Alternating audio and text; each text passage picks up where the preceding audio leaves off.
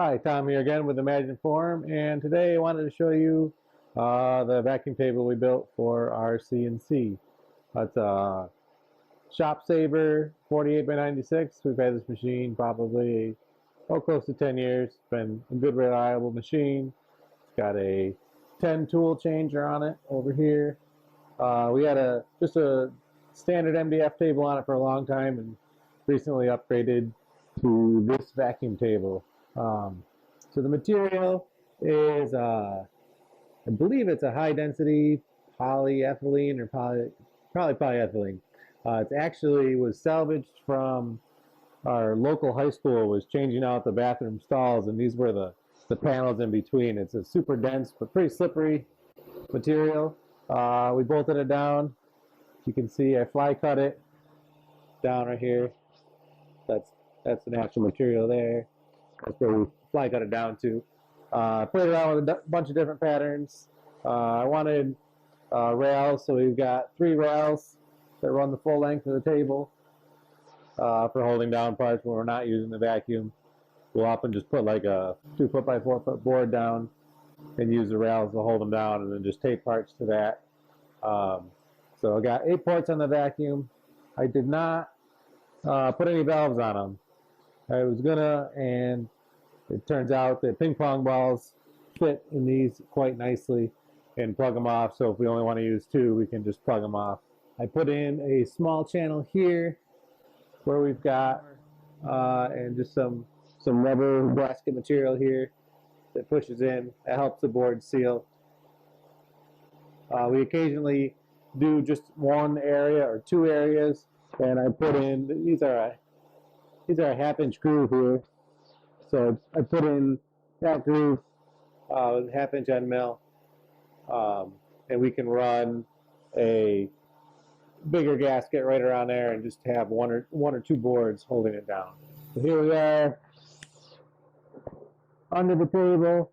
I've got 1.5-inch PVC all glued up. There's the one side.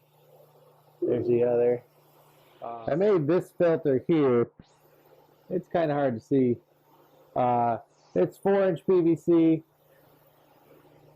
The air runs into it. This lower part is just a tank. In here I've got filter material. So if any bigger debris gets sucked in, they'll drop down into the bottom here. And any finer dust and stuff will get filtered out in here. If I have to, I've got a cap on the top. I can take it off from here. So there's all different pumps you can use. We had these 2 pumps laying around. These are, I believe, rotary vane pumps. We had them on a vacuum former. And I did one to start, and it held down all right, but not great. It's only 30 CFM, but could pull almost a full vacuum if you got it sealed up good. But most of the time it wasn't sealed up all that great. So I have 2 here in tandem. So we got about 70 CFM. If it's a good seal, it holds down fine. Normally, if we're cutting out sheet goods, plywood, and stuff like that, we get about 11 inches of mercury, 11 to 15, depending how many cuts we're making. That seems plenty enough to hold the parts down. So when we're actually using the table, this is a 1/2-inch MDF.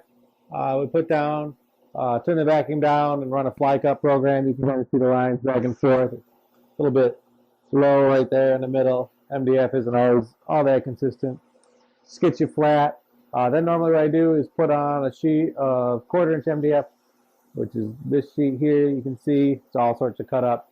They're like $20 a sheet or something, a little bit less, and good sacrificial boards.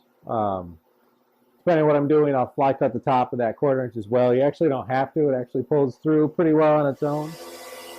So it's getting pretty noisy, but got the vacuums kicked on, and I just have the 1 sheet of 1/2-inch MDF down. I do have the edges sealed.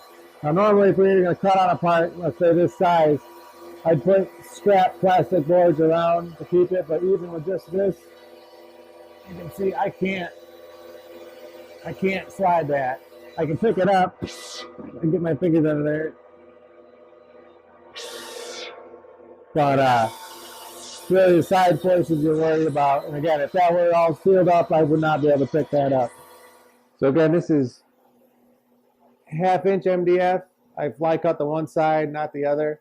And the vacuum pulls right through that MDF.